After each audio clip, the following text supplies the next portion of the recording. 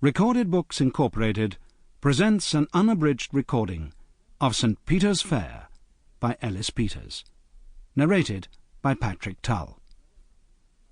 This work, copyrighted 1981 by Ellis Peters, is recorded by arrangement with the Deborah Owen Literary Agency. This recording is copyrighted 1992 by Recorded Books Incorporated. In the summer of 1138, as King Stephen and his cousin, the Empress Maud, violently contended for the British crown, the town of Shrewsbury found itself besieged.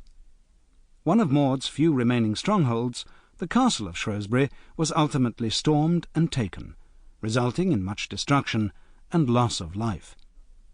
At the time, Brother Cadfael found himself confronted with the case of the one corpse too many.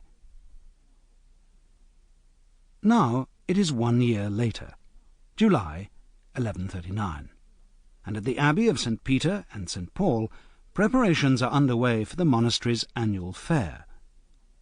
Though the rivalry between Maud and Stephen is still unresolved, and the damage caused by the armies to Shrewsbury is still painfully apparent, the folk for miles around are happily anticipating the pleasures of the next 3 days.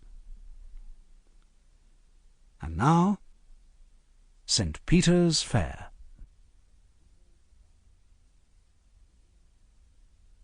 The Eve of the Fair. Chapter 1. It began at the normal daily chapter in the Benedictine monastery of St. Peter and St. Paul of Shrewsbury on the 30th day of July, in the year of our Lord 1139.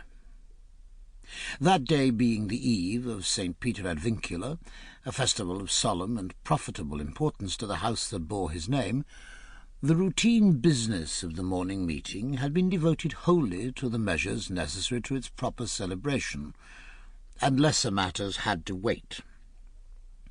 The house, given its full dedication, had 2 saints, but St. Paul tended to be neglected, sometimes even omitted from official documents, or so abbreviated that he almost vanished. Time is money, and clerks find it tedious to inscribe the entire title, perhaps as many as 20 times in one charter.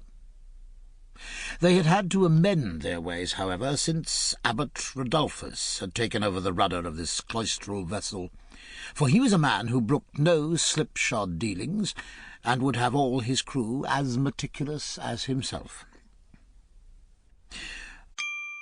Sample complete. Ready to continue?